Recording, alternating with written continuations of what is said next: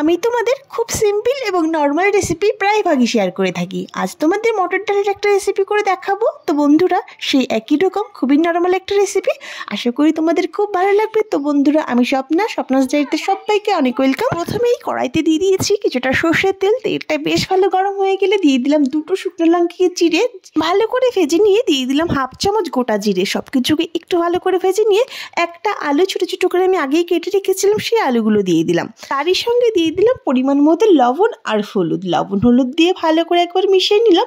এইবার আমি কিছু মশলা অ্যাড করছি। এখানে দিয়ে দিচ্ছি 1 চামচ আদা বাটা, হাফ চামচ জিরে বাটা, তারই সঙ্গে দেবো হাফ চামচ লঙ্কার গুঁড়ি। তোমরা চাইলে নাও দিতে পারো, তবে এখানে আমি গুঁড়োই অ্যাড করেছি, তোমরা চাইলে বাটাও দিতে পারো। একটু জল দিয়ে ভালো করে কষে নেবো, তাহলে কি হবে, আলুটাও সিদ্ধ হয়ে যাবে আর মশলাটাও বেশ ভালো কষানো হবে।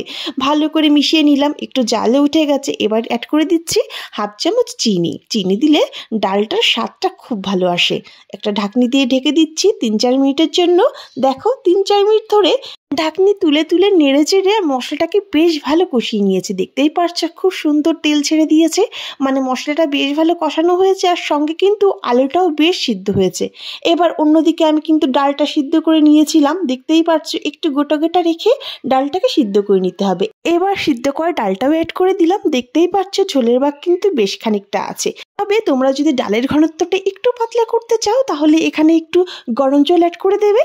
ডালটা দিয়ে একটু নেড়ে চেড়ে নিলাম। দেখতেই পাচ্ছো এখানে আমি সামান্য জল অ্যাড করে দিচ্ছি, তবে এখানে না দিলেও কিন্তু চলতো, বেশ খানিকটা জলই ছিল। সামান্য জল দিয়ে দিলাম। জল দিয়ে এবার ফোটার অপেক্ষা কিছু সময় ধরে আমি ডালটাকে ভালো করে ফুটিয়ে নেব। এদিকে দেখো জাল কিন্তু বেশ উঠে গেছে। দিয়ে দিলাম 5টা কাঁচা লঙ্কা। যে যার স্বাদ অনুযায়ী লঙ্কাটা অ্যাড করে দেবে। এখানে আমি 4-5 মিনিট ধরে ডালটাকে ফুটিয়ে নেব হাই ফ্লেমে।